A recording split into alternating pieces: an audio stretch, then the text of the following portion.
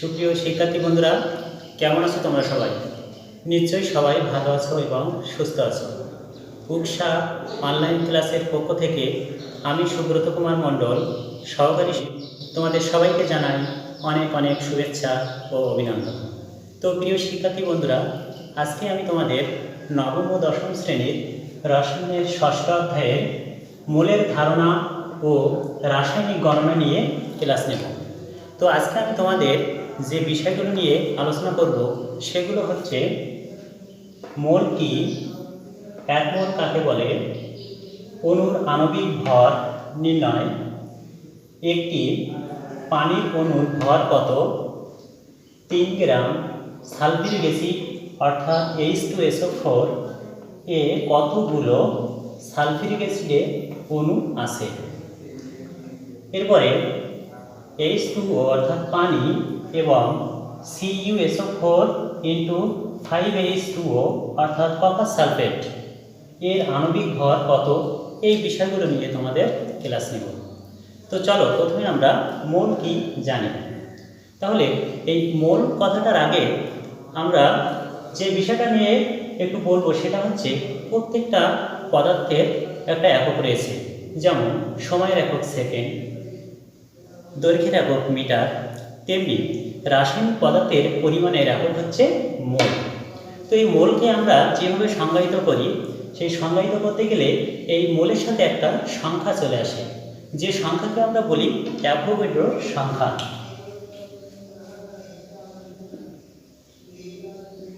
Avogadro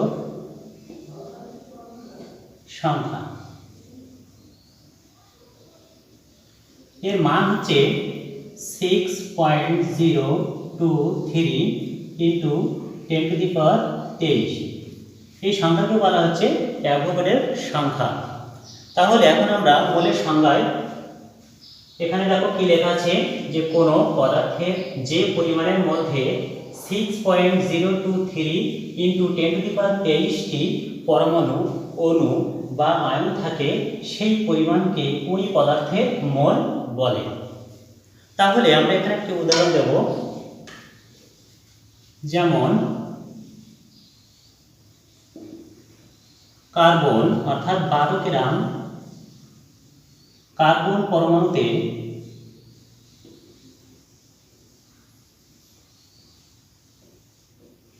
এই Avogadro সংখ্যা অর্থাৎ 6.023 ইন্টু 10⁻24টি পরমাণু থাকে।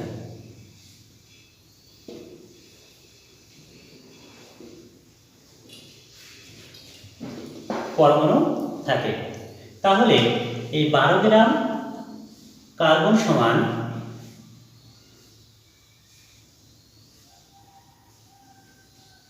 1 মোল কার্বন পরমাণু।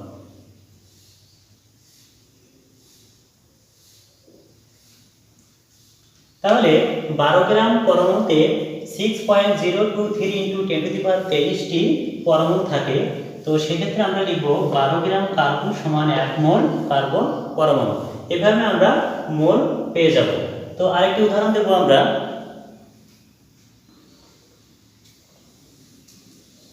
এটা অণুর ক্ষেত্রে দিলাম, এই পরমাণুর ক্ষেত্রে দিলাম। এবার আমরা অণুর ক্ষেত্রে মোলের সংজ্ঞাটা সংজ্ঞায়িত করব। তাহলে আমরা এখানে পানির একটি অণু যার ভর হচ্ছে 18 গ্রাম। তো এই 18 গ্রাম H2O তে অণুর পরিমাণ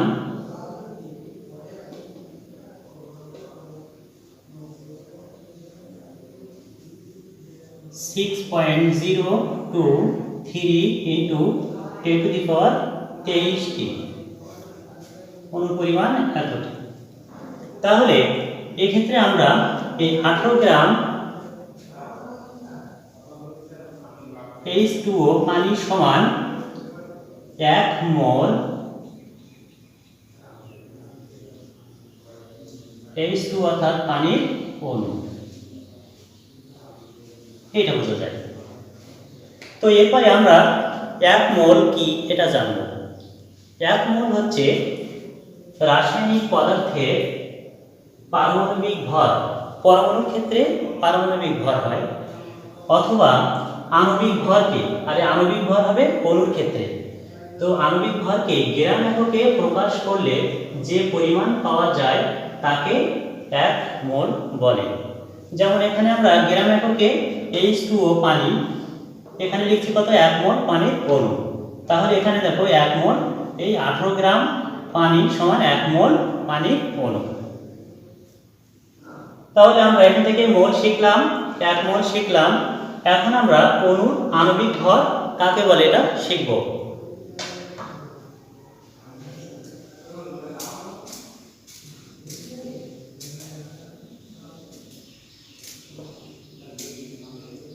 তো প্রথমে অণুর আণবিক ভরটা কি আগে আমরা সেটা জানবো, যে কোন অণুতে বিদ্যমান পরমাণুর পারমাণবিক ভর যোগ করলে ওই অণুর আণবিক ভর পাওয়া যায়।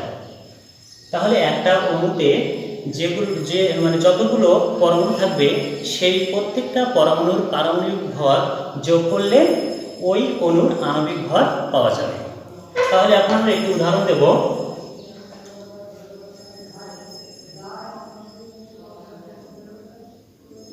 যেমন H2O অর্থাৎ পানির অণু, এর আণবিক ভর আমরা নির্ণয় করব।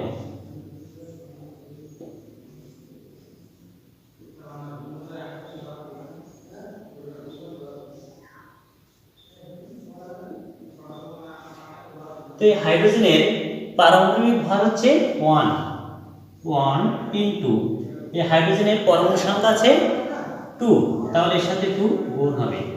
তো এই হাইড্রোজেন অণুর সাথে অক্সিজেন পরমাণু যুক্ত আছে, তাহলে এখানে আমরা প্লাস দেব। দেওয়ার পরে অক্সিজেনের পারমাণবিক ভর হচ্ছে 16, তাহলে 16 যোগ করব, 2 + 16, তাহলে এখানে কত হচ্ছে 18 গ্রাম। তাহলে পানির আণবিক ভর 18 গ্রাম। এরপরে আমরা আরো একটি উদাহরণ দেব।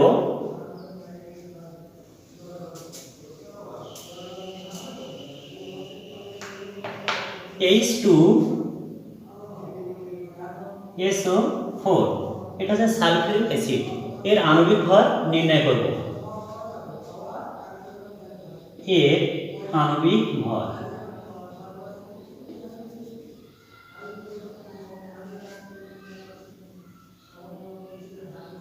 সমান, এখানে হাইড্রোজেনের পারমাণবিক ভর হচ্ছে 1 ইনটু, এখানে পরমাণু আছে কয়টি, 2টি, ইনটু 2 প্লাস সালফার হচ্ছে পারমাণবিক সংখ্যা 32, এখানে পরমাণু আছে 1টি, প্লাস অক্সিজেনের পারমাণবিক ভর হচ্ছে 16 আর পরমাণু সংখ্যা 4টি, এগুলো গুণ করো, 2 32, এখানে হচ্ছে 64,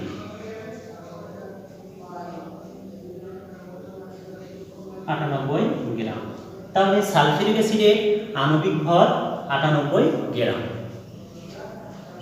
তো প্রিয় শিক্ষার্থী বন্ধুরা, এখন আমরা একটি পানির অণুর ভর কত এটা আমরা নির্ণয় করব। আণবিক ভর না, কিন্তু একটি অণুর ভর কত।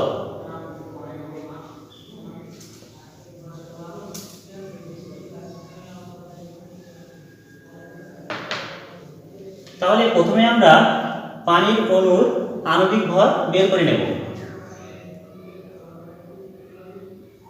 H2O এর আণবিক ভর একটু আগে আমরা করলাম, এটা 1 × 2 + 16, তাহলে হচ্ছে 2 + 16 = 18 গ্রাম। তাহলে পানির আণবিক ভর হচ্ছে 18 গ্রাম।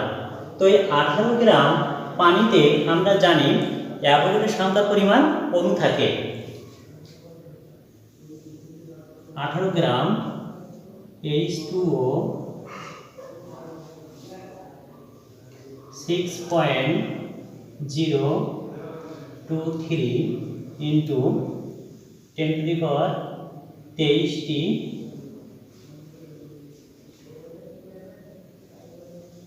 অণু থাকে।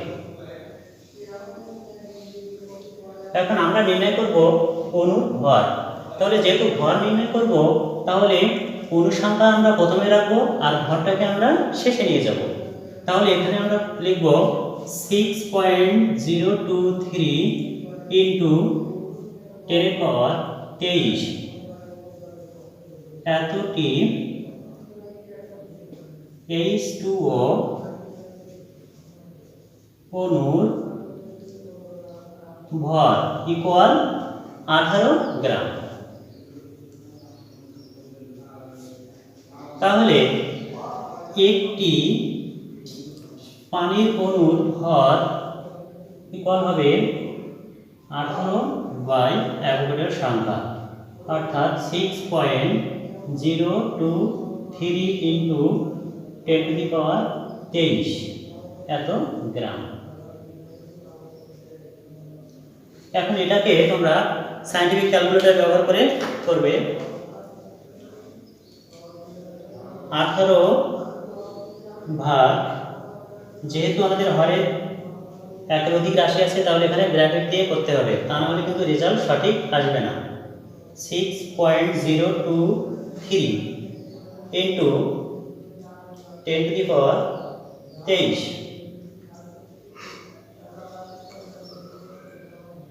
তাহলে এখানে মান আসবে 2.98 ইন্টু 10 এর পাওয়ার -23 এত গ্রাম।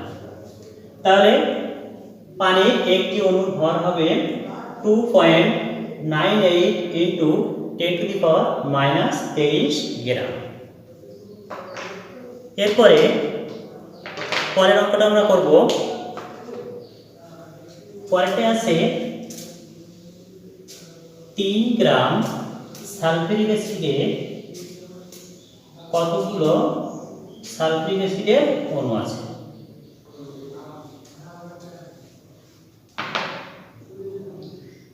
তাহলে প্রথমে আমরা সালফিউরিক অ্যাসিডের আণবিক ভর নির্ণয় করব।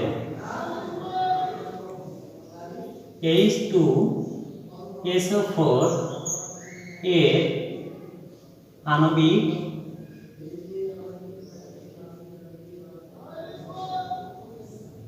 ভর ইকুয়াল, হাইড্রোজেনের পারমাণবিক ভর হচ্ছে 1, পরমাণু সংখ্যা 2 প্লাস সালফার 32, পরমাণু সংখ্যা আছে 80 প্লাস অক্সিজেন পারমাণবিক ভর 16 আর পরমাণু সংখ্যা আছে 4টি, তাহলে এখানে 4 দিয়ে গুণ হবে। 2 প্লাস 32 64 98 গ্রাম। তাহলে এই 98 গ্রাম সালফিউরিক অ্যাসিডে অণু আছে 6.023 into 10 to the power 23। 98 gram H2SO4 এর অণু আছে 6.023 ইন্টু 10 টু দি পাওয়ার 23। তো এখানে আমরা 3 গ্রাম সালফিউরিক অ্যাসিডে কতগুলো সালফিউরিক অ্যাসিডের অণু আছে, অণুর পরিমাণটা বের করতে হবে। তাহলে আমরা ভরকে বাম পাশে রাখবো আর অণু সংখ্যাটা ডান পাশে রাখবো। তাহলে এখানে 98 গ্রামে যদি 6.023 ইন্টু 10 টু দি পাওয়ার 23টি অণু থাকে, তাহলে 1 গ্রামে কত আর 3 গ্রামে কত বের করতে হবে। তাহলে 1 গ্রামে অণু আছে 6.023 into 10 to the power 23 by 98 gram. এখন যেহেতু এখানে 3 গ্রাম নির্ণয় করতে বলেছে, তাহলে আমরা লিখব এখন 3 গ্রাম সালফিউরিক অ্যাসিডে অণু আছে 6.023 into 10⁻23 into 3 gram by 98 gram. এখন এটাকে আমরা আবার ক্যালকুলেটর ব্যবহার করে করব।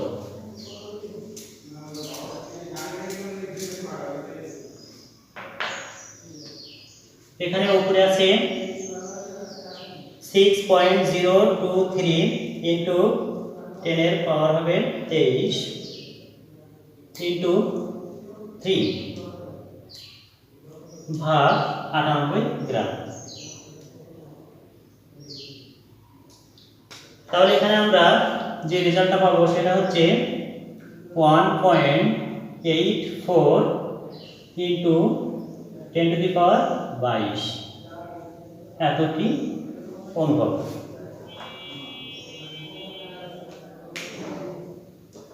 তাহলে এখানে আমরা 3 গ্রাম সালফিউরিক অ্যাসিডে কতগুলো সালফিউরিক অ্যাসিড অণু আছে সেটা আমরা নির্ণয় করলাম। এরপরে আমরা পানি অর্থাৎ H2O এবং কপার সালফেট এর আণবিক ভর বের করব। তো আগে আমরা এই H2O এর আণবিক ভর বের করা হয়ে গেছে। তো এখন আমরা কপার সালফেট অর্থাৎ CuSO4 × 5H2O এর আণবিক ভরটা নির্ণয় করব।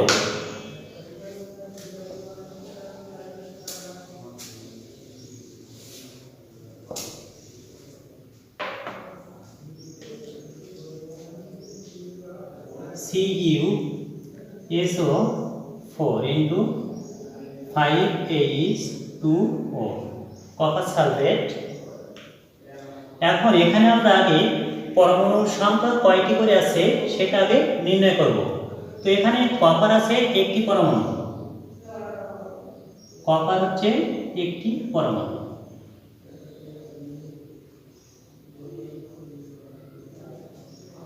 সালফার এখানে একটাই আছে, সালফারও আছে একটি পরমাণু। এরপরে অক্সিজেনের পরমাণু সংখ্যাটা দেখো, এখানে আছে 4টি আর এখানে আছে 5টি, তাহলে মোট 9টি হবে। এরপরে হাইড্রোজেন আছে, এখানে 5টা আর নিচে আছে পরমাণু সংখ্যা 2, তাহলে হবে 10টি। তাহলে এখন আমরা কপার সালফেটের আণবিক ভর নির্ণয় করব। CuSO4 × 5H2O এর আণবিক ভর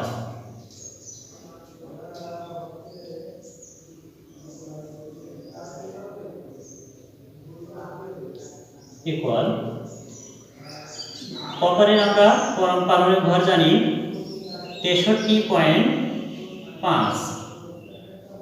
যেহেতু এখানে একটি পরমাণু আছে তাহলে এর সাথে 1 গুণ হবে, প্লাস সালফার 32, যেহেতু একটি পরমাণু তাহলে এখানে গুণ হবে 1, প্লাস অক্সিজেন পারমাণবিক ভর হচ্ছে 16 ইন্টু অক্সিজেনের পরমাণু আছে 9টি, তাহলে এখানে 9 দিয়ে গুণ করব, প্লাস হাইড্রোজেনের পরমাণু সংখ্যা 10টি আর হাইড্রোজেনের পারমাণবিক ভর হচ্ছে 1, তাহলে 1 × 10। তারপর এগুলোকে আমরা গুণ করে যোগ করব। 63.5 × 1 প্লাস 32 × 1 প্লাস 16 × 9 প্লাস 10, তাহলে আসবে 249.5।